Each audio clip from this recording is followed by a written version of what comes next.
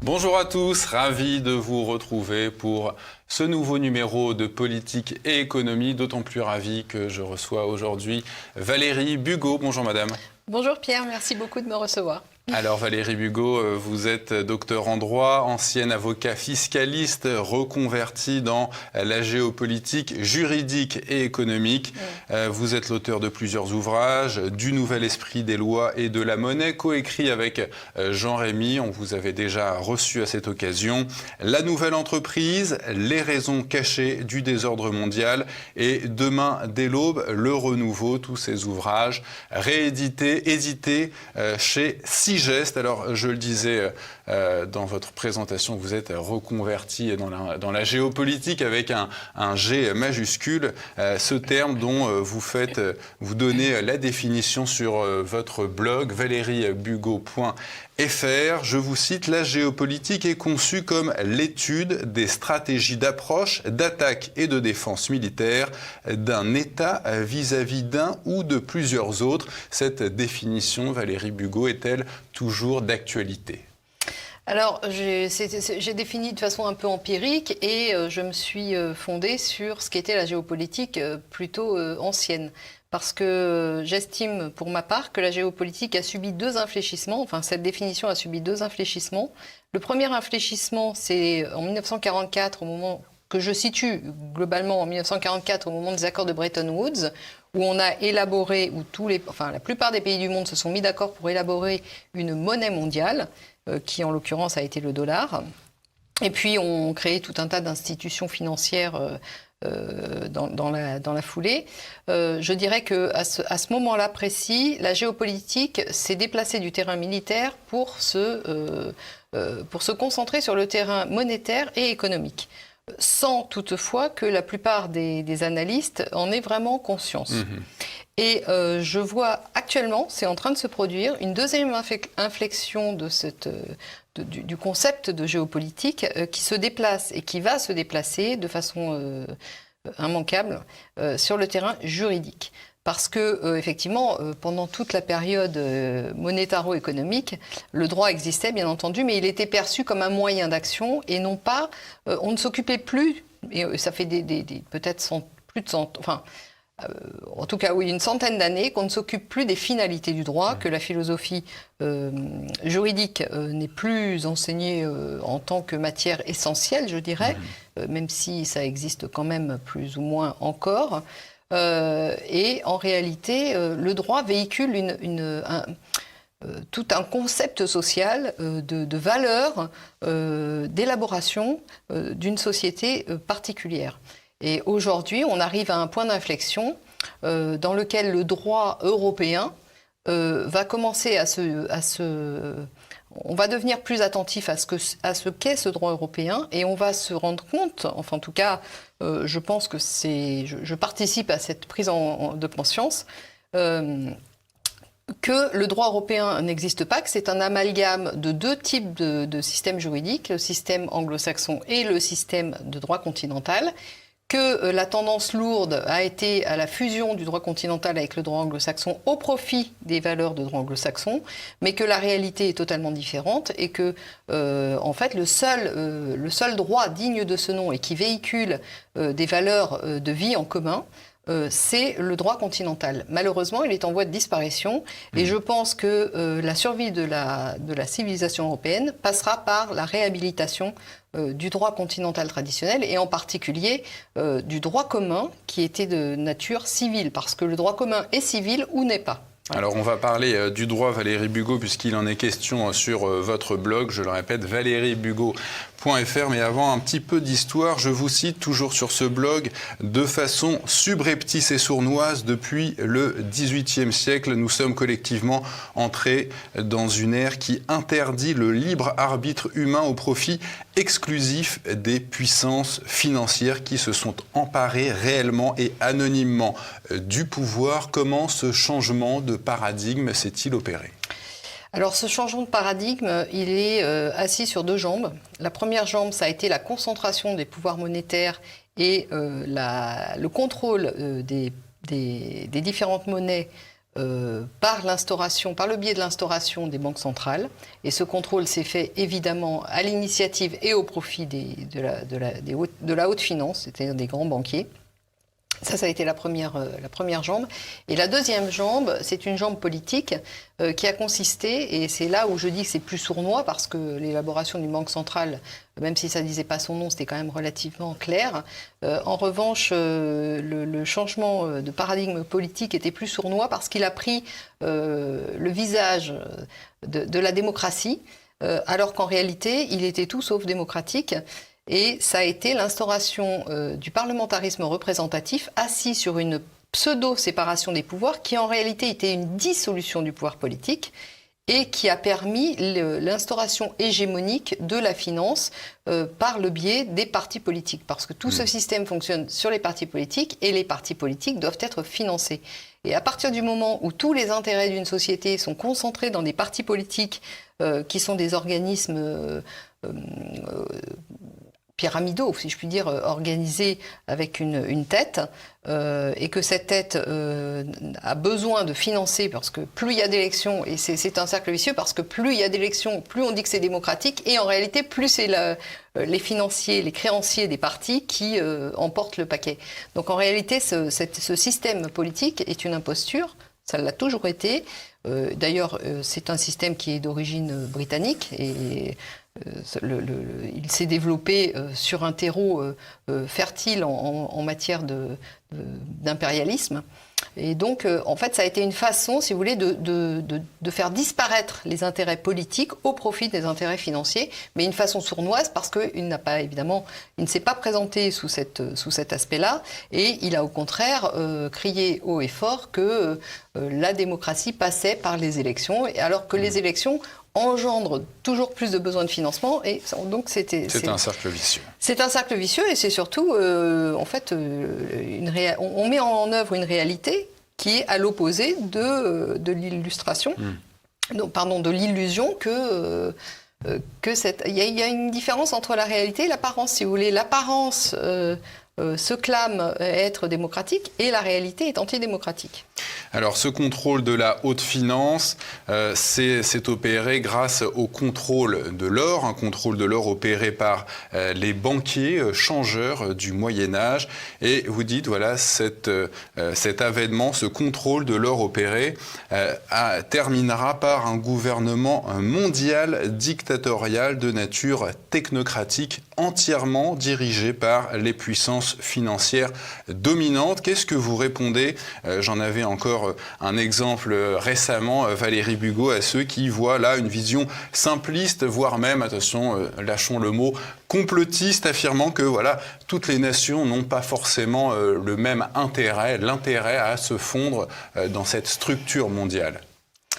La réponse, c'est qu'aucune nation et aucun intérêt patriotique n'a intérêt à se fondre dans cette structure mondiale. Cette structure mondiale s'est imposée par les deux moyens que je vous ai élaborés un peu plus tôt. Ces moyens ont été des moyens sournois et n'ont jamais demandé l'avis des populations. Donc ça s'est imposé de façon par la bande, si vous voulez, sur le côté. Insidieuse. Oui, insidieuse, sournoise. Donc la question de l'intérêt national et populaire n'est pas posée dans la mesure où, en fait, l'intégralité des appareils politiques ont été captés au profit des financiers. Et ça, c'est vrai dans nos pays, mais c'est vrai dans la plupart des pays du monde, parce que le système du parlementarisme représentatif fondé sur des partis politiques et une pseudo-séparation des pouvoirs s'est malheureusement répandu comme la peste sur le monde et qui a généré, en fait, cette suprématie financière. Donc en réalité, si vous voulez, la question du nouvel ordre mondial ne se pose quasiment plus, puisque l'intérêt commun des financiers est déjà établi par l'imposition de ces régimes politiques. La seule chose qu'il leur reste à vérifier et sur lequel il faudra faire des réglages, c'est qu'il peut y avoir par-ci par-là des intérêts personnels de certains dirigeants qui s'opposeraient, etc. Mais bon, historiquement, on sait que les oppositions ont souvent finissent quand elles ne sont pas réglées, elles finissent par disparaître dans la mesure où les personnes qui posent problème elles-mêmes disparaissent, soit de la vie politique, soit de la vie physique. Hein. Donc, sur la nature dictatoriale de ce gouvernement mondial, est-ce que vous pouvez en dire un mot? Oui, le caractère dictatorial vient du fait qu'il n'y a plus de contre-pouvoir en réalité, que nos institutions sont organisées autour d'une... comment dirais-je, d'un consensus qui est généré par la haute finance. Si vous voulez, les intérêts contradictoires qui traversent une société, qui sont des intérêts politiques au sens propre du terme, ne sont plus représentés. Et donc, c'est par essence dictatorial dans la mesure où il n'y a plus d'opposition effective, réelle dans nos... Alors, je modère ça parce qu'effectivement, tant qu'il y a eu une opposition externe avec un bloc de l'Est et un bloc de l'Ouest, il y avait une opposition qui se reflétait chez nous. Mais à partir du moment où cette opposition externe a disparu, ça a mis en lumière le fait que dans nos propres institutions, il n'y a plus de contre-pouvoir.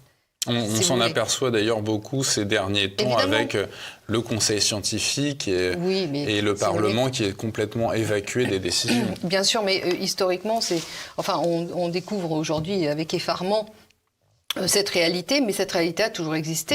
Je dirais que le 19e et le 20e siècle sont émaillés d'événements de corruption, d'affaires qui sortent, etc.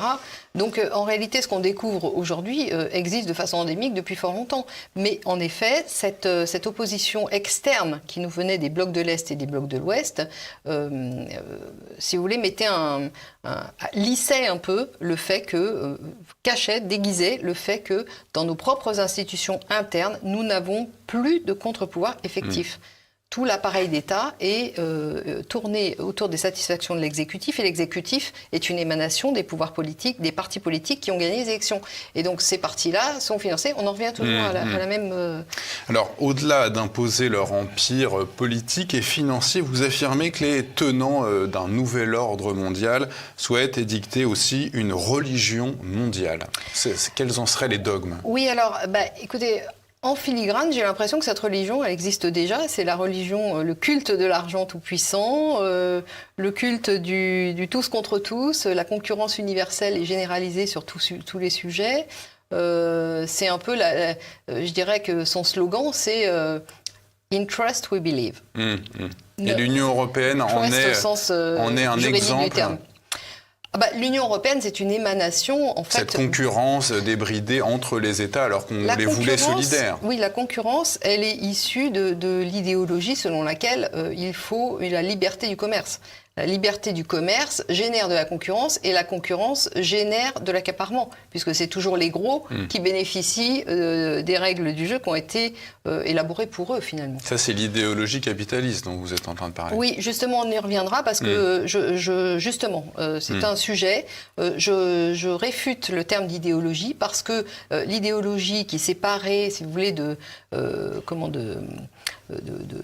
concepts intellectuels fumeux est en réalité la mise en œuvre exclusive d'une hégémonie, d'une domination financière qui ne voulait pas dire son nom et qui a trouvé tout un tas de subterfuges dont l'idéologie fait partie pour s'imposer dans le monde de façon anonyme.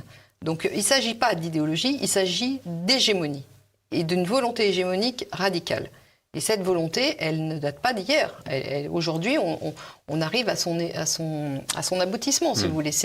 Le système est mature pour passer à autre chose. Mais c'est un système hégémonique. Et ça, faudrait quand même que les gens arrivent à le comprendre. Restons un moment sur cette notion de droit anglo-saxon avec vous, Valérie Bugeaud. Vous voyez dans ce droit anglo-saxon et son pendant, la City de Londres, l'alpha et l'oméga de cette volonté mondialiste. Alors, il faut revenir un peu en arrière dans l'histoire pour comprendre deux choses.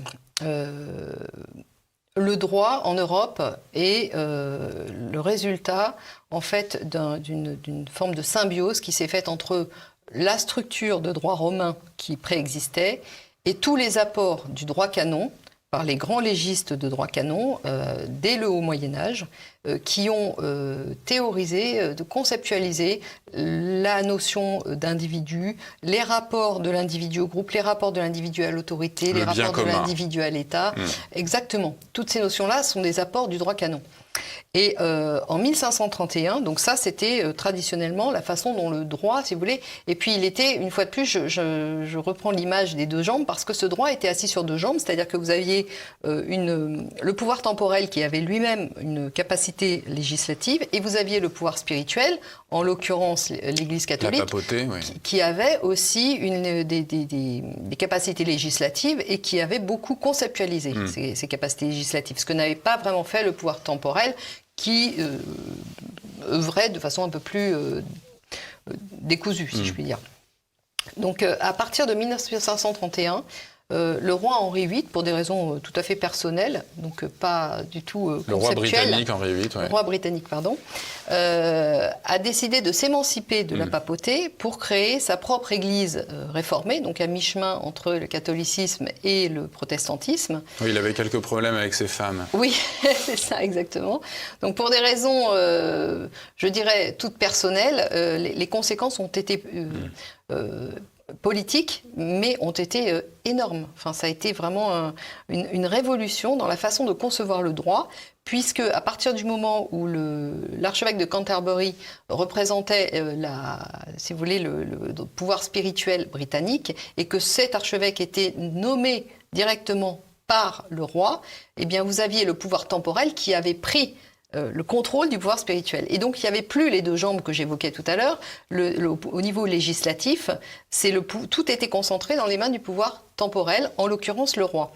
Un peu moins de 100 ans plus tard est arrivé Cromwell, qui a, lui, si vous voulez, cristallisé... Renforcer tout ça, oui. Non, il n'a pas renforcé ça. Il a cristallisé, en réalité, les volontés impériales qui déjà commençait à poindre, les volontés britanniques impériales. Et en cristallisant ça, il a appuyé le développement donc du Commonwealth républicain, c'est comme ça que ça s'est appelé, il a appuyé le développement de l'Empire britannique sur le pouvoir de la finance. Et donc, peu à peu, à partir de Cromwell, le pouvoir, ce qu'on appelait le pouvoir temporel, donc le pouvoir politique, s'est déplacé du côté des financiers. Puisque vous savez que la main qui donne est toujours au-dessus de celle qui reçoit. Donc à partir du moment où vous adossez le développement impérial sur la finance, il arrive un moment où la finance prend le contrôle sur le pouvoir politique. Et c'est ce qui s'est passé. Donc si vous voulez, ces deux événements-là ont fait que l'Empire britannique, le droit a été un moyen pour l'Empire britannique d'imposer ses vues, et le droit est devenu un outil, si vous voulez... non pas d'organisation de la société, mais un outil pour imposer un instrument qui a été utilisé pour imposer la volonté des plus puissants, c'est-à-dire des financiers. Et ça, oui, alors après, ça s'est matérialisé, enfin, au fur, pas après, mais au fur et à mesure du temps, ça s'est matérialisé sur, effectivement, le pouvoir financier s'est matérialisé autour de la City de Londres. Voilà, en effet.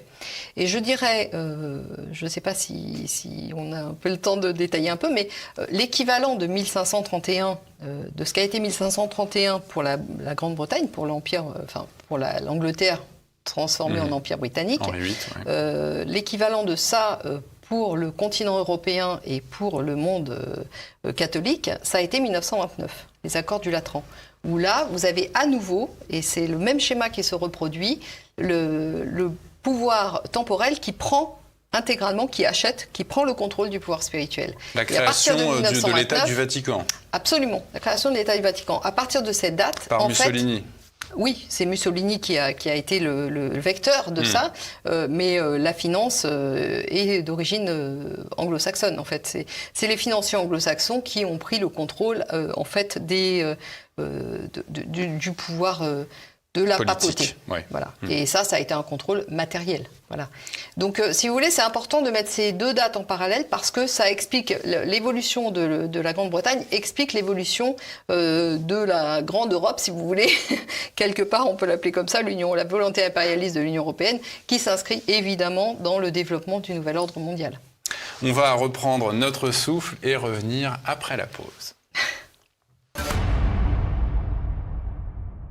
Toujours avec notre invitée Valérie Bugeaud. Valérie Bugeaud, pour bien que nos téléspectateurs comprennent le fondement juridique de la société actuelle. Voilà, vous dites que le droit anglo-saxon donc aurait pris le pas sur notre droit, le droit continental. Est-ce que vous pouvez nous expliquer la différence entre les deux ? Alors, le droit anglo-saxon est entièrement conçu, si vous voulez, comme un instrument. Un moyen d'action au profit des puissances financières, comme je l'ai expliqué tout à l'heure. Et donc, il s'est fondé historiquement sur le développement du droit maritime et du droit commercial. Donc, sa tendance naturelle, c'est d'être commercialiste. Et au contraire, le droit continental traditionnel était un droit de nature civile, un droit commun, donc qui s'applique à tous, sans exception au départ, fondé sur la capacité à organiser le groupe, à organiser la vie en commun et donc organiser la politique. Donc c'est un moyen d'action, si vous voulez, au profit de la politique. Alors que le droit anglo-saxon est un moyen d'action au profit de la finance, ce qui est tout à fait différent, voyez-vous. Donc ces deux droits ont une nature et ont une finalité qui n'a rien à voir dès le départ, dès que les développements impérialistes de l'Empire britannique se sont faits, comme je l'ai élaboré au-dessus, un peu plus tôt. Ce qui se passe, c'est que étant donné que cet empire britannique s'est transféré, vous savez, au cours du XXe siècle dans l'empire américain, le droit anglo-saxon est resté une arme au profit des mêmes puissances, c'est-à-dire des puissances financières, pour élaborer, si vous voulez, le droit international.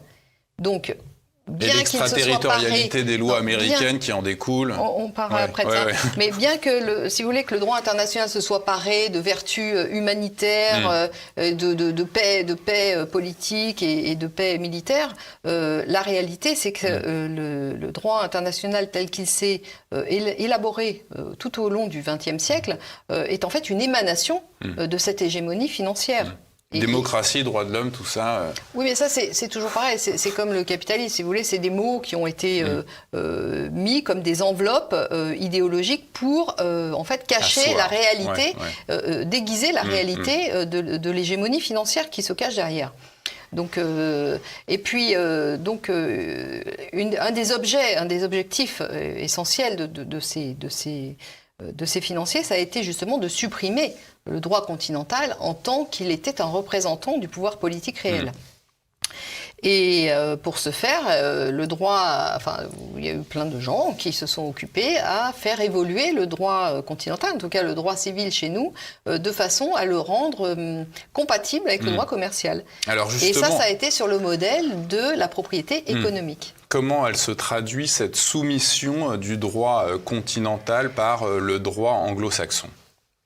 Elle se traduit par la chose suivante, c'est que le droit civil a évolué, s'est modernisé. Alors ils disent modernisé, mais la réalité c'est qu'il a évolué pour devenir du droit commercial. Donc on a un droit commun qui devient un droit commercial, alors que le droit commun était un droit civil. À quel moment ça ?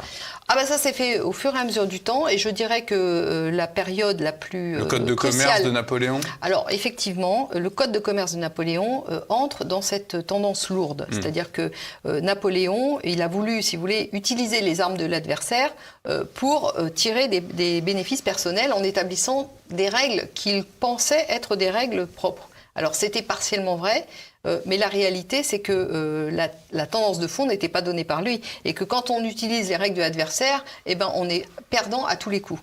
Mais ça, il ne l'a pas su lui-même. Mais il a déjà élaboré la Banque de France, créé la Banque de France, et ensuite créé le Code de commerce pour singer si vous voulez, les Britanniques, alors que ce sont les Britanniques qui avaient le contrôle réel de toutes ces institutions. Mais à l'origine, son but était quand même d'essayer de se sortir. Oui, mais justement, ça c'est intéressant parce qu'en essayant de se sortir des griffes de l'adversaire, en utilisant les armes de l'adversaire, on voit que ça ne marche pas. Donc, avis aux amateurs politique actuelle, dans le monde entier, on est en plein dedans. Si vous utilisez les armes de votre adversaire, vous ne gagnerez jamais, parce qu'ils sont beaucoup plus armés que vous et ils connaissent beaucoup mieux les méandres du système qu'ils ont créé que vous. Et ils vous dépasseront toujours. Donc ça, c'est intéressant à souligner. Donc cette soumission, elle s'organise de deux manières. Et vous dites, voilà, elle est d'ordre la première attaque institutionnelle. Ah oui. Alors effectivement, le droit continental tel que nous l'entendions traditionnellement, et en particulier en France, parce que la France a été un très beau représentant de ce droit continental. Elle l'a poussé à sa puissance, à son rayonnement maximum, si vous voulez. Et il y a eu 4 attaques, donc 2 qui sont d'ordre institutionnel et 2 qui sont d'ordre conceptuel. La première attaque, c'est ce dont on parlait au début d'émission, c'est-à-dire le changement dans la façon de faire le droit et qui s'est cristallisé, enfin qui s'est fait au moment de l'imposition du parlementarisme représentatif. Parce qu'un régime qui tourne autour du Parlement et dont la seule fonction est de créer du droit, en fait, est antinomique avec le droit. Parce qu'un organisme qui a pour fonction de créer du droit n'aura de cesse que de surenchérir sa mission, si vous voulez, pour montrer sa puissance, pour développer sa puissance et son contrôle. Donc en réalité, c'était le gage de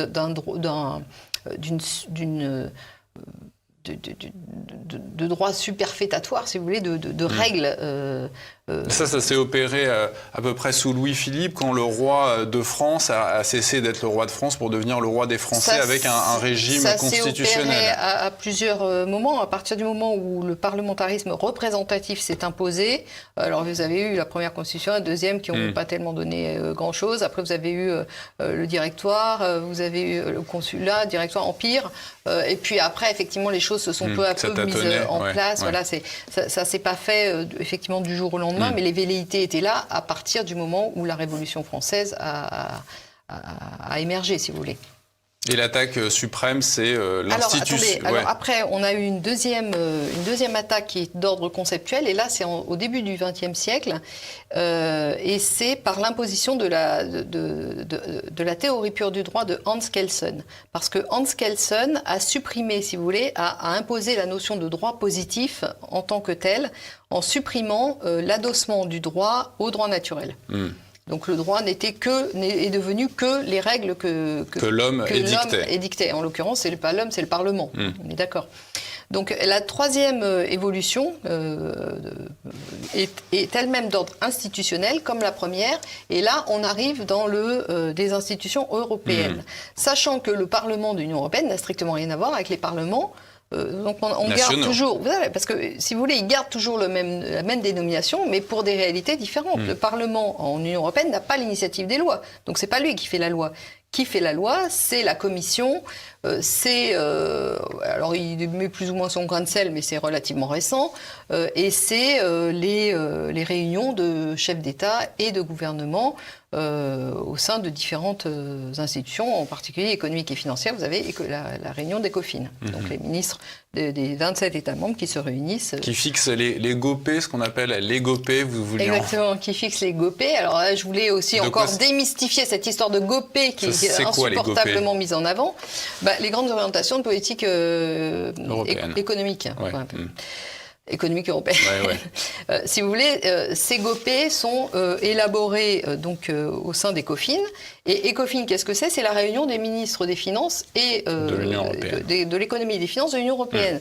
Qui fait la loi et qui fait le beau temps dans cette organisation-là ? C'est les Allemands, les Français et c'était évidemment les Italiens et les Anglais. Les Anglais sont partis, on n'en parle plus. Maintenant, les Italiens sont en très grave difficulté. Techniquement, c'est toujours les Français et les Allemands qui avaient le dernier mot, enfin en tout cas qui étaient des metteurs en scène ou des maîtres d'œuvre de ces politiques-là. Donc c'est une escroquerie de dire que les GOPÉ sont imposés aux États membres. Oui, enfin sont imposés aux États membres, mais ça vient quand même de la France et de l'Allemagne en priorité. Donc c'est plutôt la France et l'Allemagne qui imposent leurs règles internes à l'ensemble des États membres. C'est plutôt ça qu'il faudrait dire. Et d'autre part, j'insiste quand même sur la chose suivante, c'est que les GOPÉ, par exemple, entre 2014 et 2016, si vous les reprenez, qu'est-ce que c'est ? C'est la mise en œuvre du rapport Attali de 2007.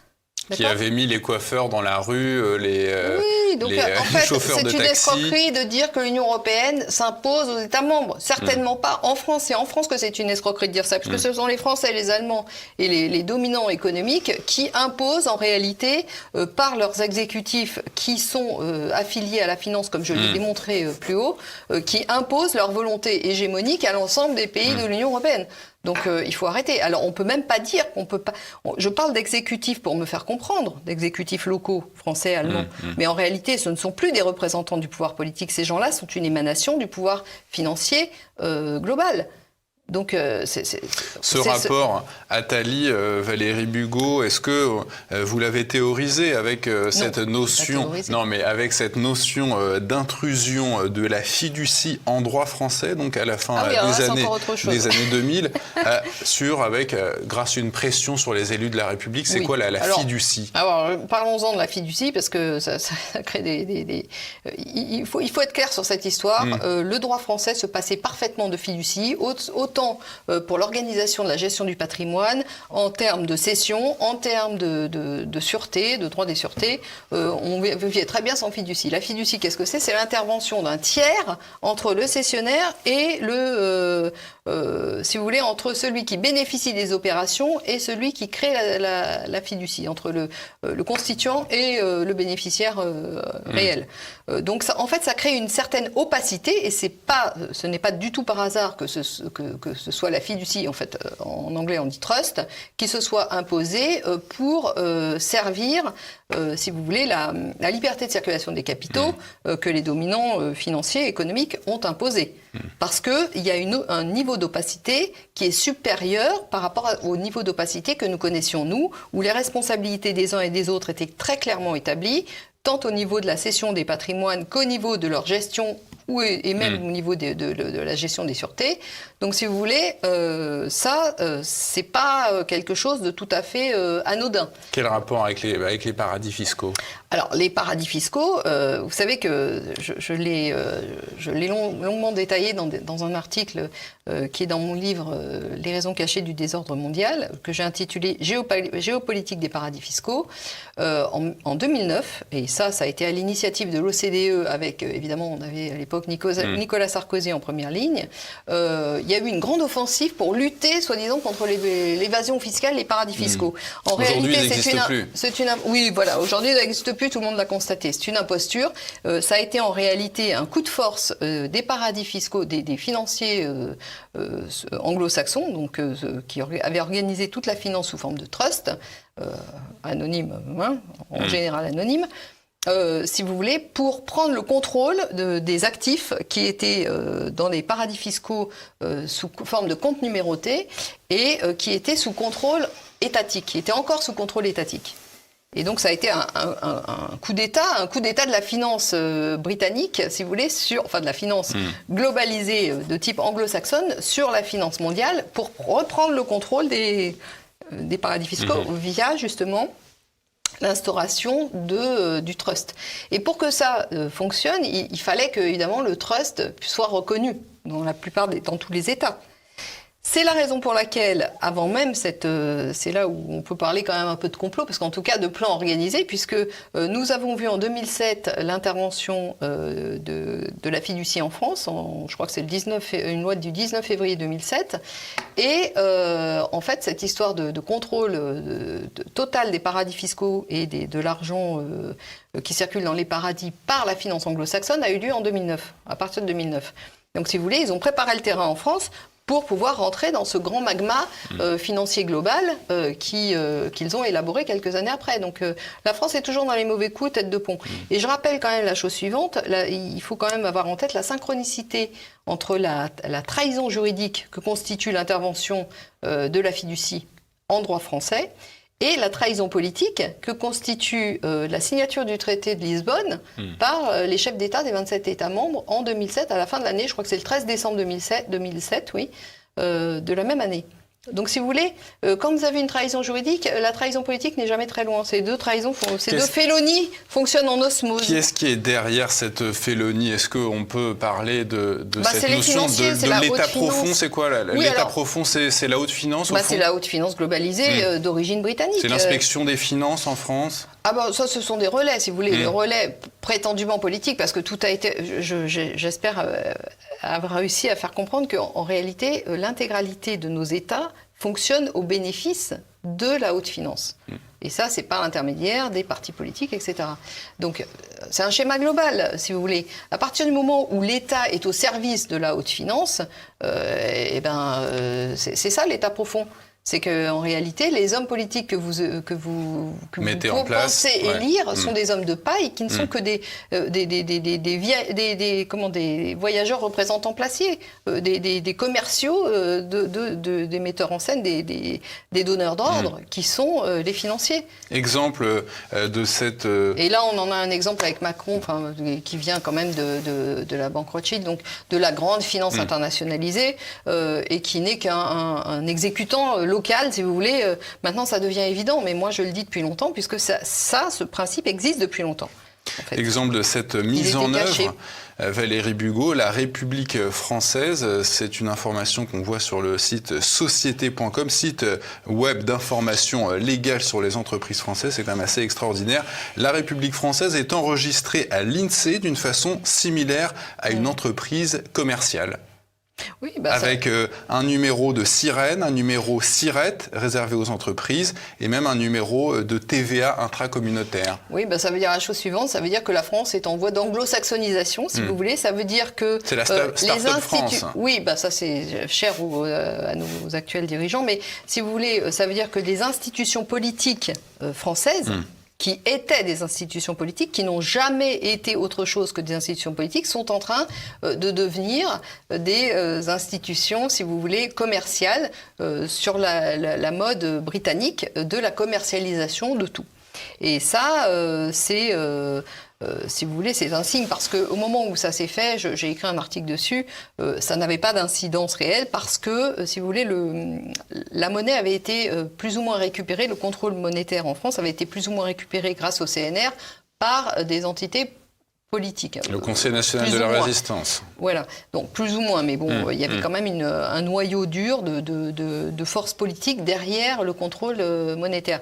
Ce noyau dur a été dissous par si vous voulez, l'action de compradors cachés dans les institutions françaises qui se sont chargés de transformer justement si vous voulez, ce contrôle monétaire pour le transférer auprès de financiers, de créanciers. Enfin, c'est là où la monnaie a été transférée la création monétaire a été transférée dans les banques, ça existait déjà, mais ce qui a été nouveau, c'est le financement des besoins de l'État par des créanciers privés. Donc, si vous voulez, tant que ça s'était pas mis en œuvre, c'est vrai qu'une inscription au registre du commerce n'a pas de sens. Mais à partir du moment où toute la machinerie lourde commence à reprendre le contrôle financier, la machinerie lourde financière commence à reprendre le contrôle, et ça s'est fait déjà dès les années 60, mais encore plus quand De Gaulle est parti, eh bien, à ce moment-là, effectivement, ça a pris du sens. Cette inscription commercialiste de nos institutions, qui n'existait pas, je le répète, ni en France, ni en Europe, ni dans tous les pays qui avaient adopté le système de droit continental et le code civil français. D'accord ? Donc ça n'existait pas. Et c'est en train, effectivement, d'être mis en œuvre aujourd'hui. Donc c'est là où je vous dis que le droit français est en train d'être anglo-saxonisé, est en train d'être colonisé par ce droit instrument de puissance au profit des financiers qui est d'origine britannique. Continuons notre montée en puissance avec Valérie Bugeaud, mais avant, à la pause. Continuons notre démonstration avec notre invitée Valérie Bugeaud. Ces puissances financières anonymes depuis quelque temps, Valérie Bugeaud, ont mis en œuvre un système économique mondial leur permettant de contrôler les technologies. On le voit un petit peu avec les GAFAM, Google, Amazon, Facebook, Microsoft et j'en passe. Il y en a beaucoup. Au-delà de la censure qu'utilisent ces entreprises, jusqu'où leurs armes peuvent aller? Alors, je voudrais recentrer un peu le débat sur ce sujet de concentration, de contrôle, parce que vous évoquez les GAFAM, mais il y a aussi le contrôle des médias. En fait, c'est un système, et ce système est à tort appelé capitaliste. Et je dis à tort, je le dis exprès, pour faire comprendre que derrière l'idéologie qui a été mise en œuvre sous ce vocable, est en réalité non pas de l'idéologie, mais de la volonté hégémonique des banquiers. Et ça, il faut quand même le comprendre, des banquiers, des financiers, des banques gens commerciales. Oui, exactement, des grandes banques commerciales, pas toutes. Parce que, vous savez, dans les banques commerciales, il y a ceux qui obéissent et ceux qui décident, c'est comme partout, hein. Donc, si vous voulez, c'est une volonté hégémonique, et cette volonté hégémonique, elle s'est parée de respectabilité en développant des théories économiques, juridiques, des théories fumeuses pour cacher en fait sa réalité qui est une réalité hégémonique. Et ça, c'est très important de le comprendre. Donc ça a permis, si vous voulez, de créer des divisions à l'intérieur de la société, cette idéologie, parce que ça a monté, si vous voulez, les gens qu'on a artificiellement fait passer du côté des capitalistes, alors qu'en réalité, et aujourd'hui ça va devenir une évidence bientôt pour tout le monde est perdant à ce jeu capitaliste, y compris les grands capitaines d'industrie, du reste, qui se sont fait récupérer par la finance. En fait, ce capitalisme n'a été mis en œuvre que pour une chose: développer l'anonymat, développer la grande concentration, l'existence de conglomérats économiques. Favoriser les gros. Favoriser les très gros, mais quand je dis conglomérats économiques, c'est de type oligopolistique, voire monopolistique. Parce que quand on regarde un peu dans les oligopoles, quand on va chercher un peu qui sont les actionnaires décisionnaires, souvent on trouve un peu les mêmes personnes. Donc c'est un monopole plus d'apparence que de réalité, si vous voulez. C'est un oligopole plus d'apparence que de réalité, alors que derrière, il y a quelques personnes, quelques familles, si vous voulez. Donc c'est toujours, on en revient à cette haute finance. Et ça a été mis aussi en œuvre pour séparer, pour casser le lien que le droit continental avait établi entre pouvoir et responsabilité. Ça a été aussi mis en œuvre pour dégager toute responsabilité des décideurs. Donc en fait, c'est une imposture. Ce qu'on appelle capitalisme est une imposture intellectuelle pour établir justement toute cette hégémonie, une hégémonie gratuite, sans aucune contrepartie politique, sans aucune contrepartie en termes de responsabilité juridique et politique. C'est pour ça que, Valérie Bugeaud, vous vous opposez, en tout cas vous critiquez un petit peu ceux qui s'attaquent à ce pouvoir dit des juges. Mais bien sûr, parce que là, on est dans l'imposture de l'imposture. Qu'est-ce que c'est que le pouvoir des juges ? Ça fait partie du pouvoir exécutif. Si vous voulez, vous avez l'exécutif, législatif et judiciaire. Oui. Le judiciaire fait intégralement partie du pouvoir exécutif. Et l'exécutif, je l'ai expliqué. Le ministère public, le parquet, c'est le ministère de la Justice. Mais l'État tel qu'on le conçoit, l'État politique, prétendument politique tel qu'on le conçoit actuellement, est une imposture au service exclusif de la finance. Donc, si vous voulez, dire qu'à l'intérieur du pouvoir exécutif, il y aurait un gouvernement de juges, enfin, c'est grotesque. Enfin, c'est juste grotesque. En fait, le gouvernement de juge, il est au même service que tous les autres pouvoirs de l'État. Je sais qu'il y a beaucoup de lassitude en ce moment autour du Covid. C'est un sujet qui a tendance un petit peu à stagner. Et pourtant, je pense qu'il faut continuer à en parler puisque c'est tellement prégnant et on assiste à la mutation, à la mutation non pas du Covid, mais du système dit politique. Et qu'est-ce que vous pensez de la gestion du gouvernement ?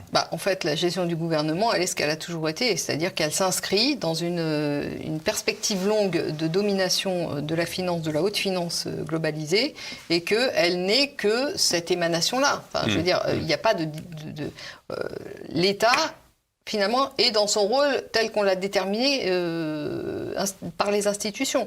Oui, il exécute, en fait. Il exécute, il est un exécutant au bénéfice de cette haute finance globalisée. Donc je ne suis pas surprise, si vous voulez, de la traduction politique qui a été donnée par les instances qu'on peut appeler politiques, mais par les pouvoirs exécutifs de nos pays, qui ne sont pas des instances politiques, étant donné que les États ne sont plus des entités politiques. Donc, si vous voulez, c'est une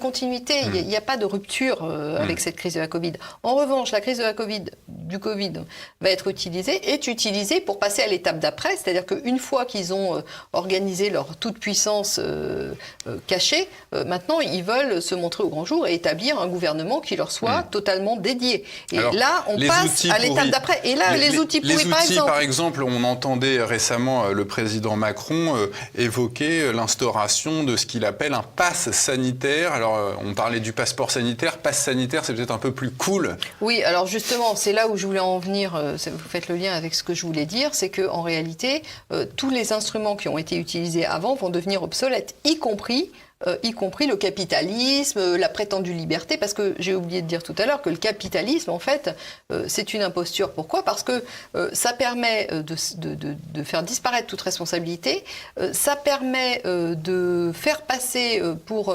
légitime l'accaparement dont toutes les sociétés et toutes les civilisations pour lesquelles toutes les civilisations ont lutté.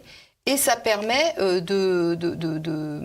si vous voulez, de faire croire que la liberté du commerce, c'est la liberté. Non, le capitalisme, c'est la liberté du commerce, point barre, pas la liberté tout court. Et si vous voulez, il y a une organisation de confusion dans l'esprit des gens. Et quand vous me parlez de cette crise sanitaire, en réalité, c'est le moment où, en fait, les puissances dominantes abandonnent leurs outils antérieurs. Abandonne le capitalisme comme outil de domination, puisqu'il a servi, il a fait son temps, et maintenant il est temps de passer à autre chose. Et nous allons rentrer maintenant dans la dictature verte. Vous savez ce que c'est ? C'est la dictature au profit toujours des pollueurs. En fait, ce sont les pollueurs qui imposent leurs règles. Il faut quand même que les gens se réveillent et commencent à comprendre qui fait quoi dans ce contestation du pouvoir, Valérie Bugeaud, nécessaire pour ne pas nous voir imposer ce fameux grand reset. Quelle définition est-ce que vous donnez à ce projet, projet proposé par Klaus Schwab, le président du Forum économique mondial ? Bon, alors, effectivement, ça a été annoncé en grande pompe officiellement et à grand renfort médiatique. Le Great Reset est porté par Klaus Schwab de Davos. Mais Davos n'est que le dernier avatar de cette longue marche, si vous voulez, des financiers pour acquérir le pouvoir hégémonique total. Donc là, on arrive effectivement à l'étape ultime où ils sont prêts à basculer sur le pouvoir officiel et qui sera ouvertement dictatorial. Ils ne s'embarrasseront plus, si vous voulez, de choses, de faux semblants tels que la liberté, la démocratie, tout ça.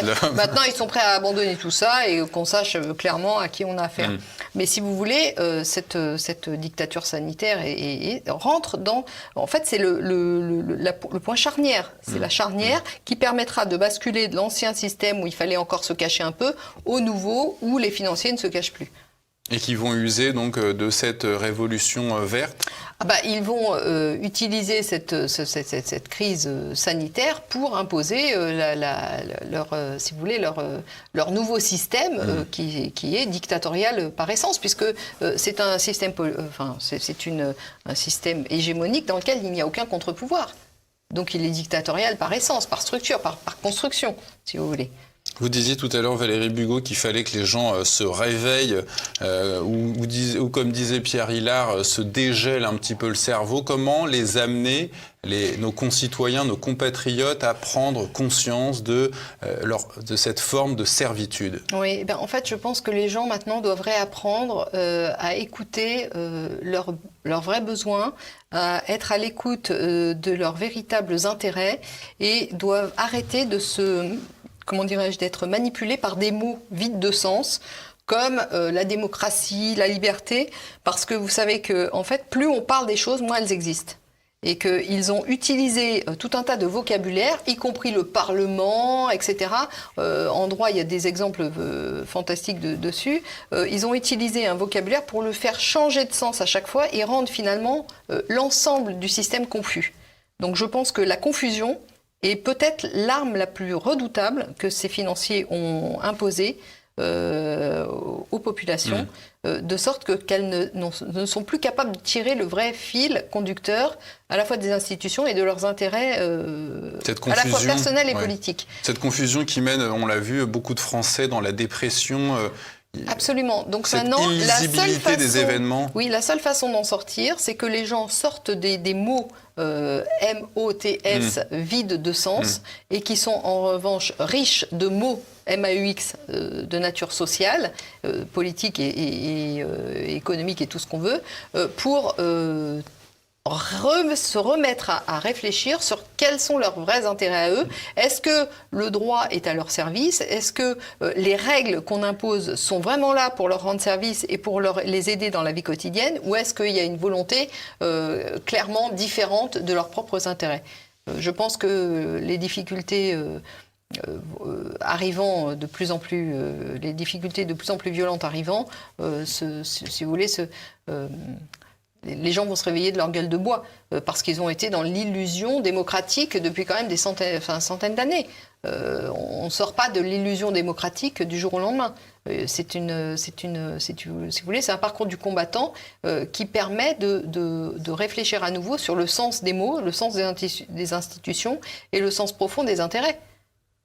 Justement, les mots, vous en proposez un nouveau, c'est votre contribution sur votre site Valérie Bugeaud, je le rappelle, sur valériebugeaud.fr. Révolu droit pour un droit au service des humains, qu'est-ce que c'est? Oui, en fait, Révolu droit se veut comme une future école de droit alternative et se veut aussi comme le fondement d'une réflexion sur le renouveau des institutions et le renouveau de la vie en commun. Vous le dites, le droit est le moyen essentiel qui véhicule une culture, une conception du monde et de la vie en commun. C'est ce qui est à la base de tout. Oui, c'est ça. En fait, ça, c'est le droit au sens continental traditionnel du terme, et c'est ce droit-là qu'il va falloir réhabiliter.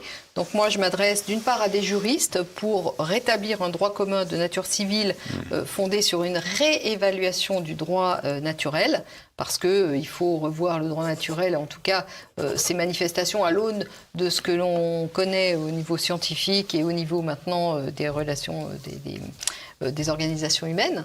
Et puis, je m'adresse aussi à des gens qui sont capables d'organiser des réseaux, des groupes de discussion, que ce soit sous forme dématérialisée ou sous forme physique, pour inciter les gens à nouveau à réfléchir, à véhiculer les réformes que j'ai proposées de l'institution, des institutions et que vous trouvez sous forme de schéma sur mon site, et la réforme aussi de l'entreprise, parce que la réforme de l'entreprise est tout à fait indispensable à mettre en œuvre pour rééquilibrer les rapports sociaux parce que la réforme de l'entreprise que je propose, en fait, c'est une émanation de ce qu'on a appelé la participation. Et cette participation a des racines, je le rappelle, au XIXe siècle dans la doctrine sociale de l'Église, ce qu'elle était à l'époque, avant qu'elle ne disparaisse. De l'entreprise, on peut la trouver dans votre ouvrage « La nouvelle entreprise » publié chez Sigest.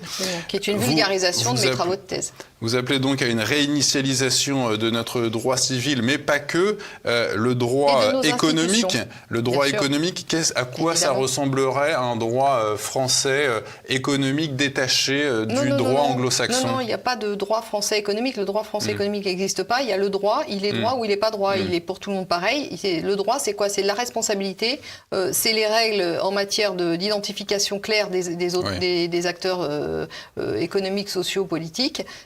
Et c'est une identification claire des responsabilités et des limites mises au pouvoir de chacun.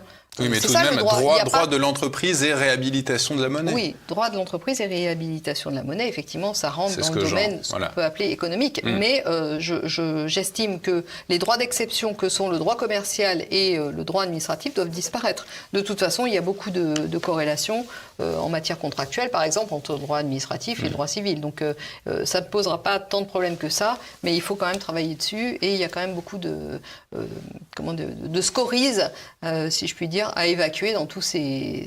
Il y a un vrai travail de fond à faire et j'appelle les professionnels à me rejoindre dans cet objectif. Et également une réinitialisation du droit pénal. Est-ce que vous remetteriez en cause la réforme du droit pénal des années 90 ? Les réformes du droit pénal, il y en a tout le temps, si vous voulez. Je pense que le droit pénal doit être effectivement revu de fond en comble avec une réévaluation de l'échelle des peines, une réhabilitation des règles relativement simples et une suppression de tout un tas de ce que j'appelle scories de règles qui sont des règles parasites qui nuisent à la compréhension du schéma d'ensemble sur lequel une société veut se fonder, quoi. Valérie Bugeaud, donc pour nos téléspectateurs, vous pouvez la retrouver et lui proposer votre aide. D'ailleurs, vos contributions sur son site valériebugeaud.fr. Je rappelle les titres de vos ouvrages, donc Du nouvel esprit des lois et de la monnaie, coécrit avec Jean-Rémy, passionnant, La nouvelle entreprise, les raisons cachées du désordre mondial, qui avait d'ailleurs déjà fait l'objet d'un Politique Éco que l'on avait animé ensemble, et Demain dès l'aube, le renouveau. C'est un bon programme qui peut-être redonnera l'espoir. Oui, et puis déjà va supprimer un peu de confusion dans les esprits, va remettre les choses, les idées au clair, et après ça permet de repartir sur des bases plus saines et de repartir effectivement. Vous savez, c'est comme vous touchez le fond de la piscine, vous donnez un grand coup de pied et puis vous remontez à la surface. Merci à vous tous de nous avoir suivis et merci à vous Valérie Bugeaud. Merci beaucoup Pierre de votre invitation.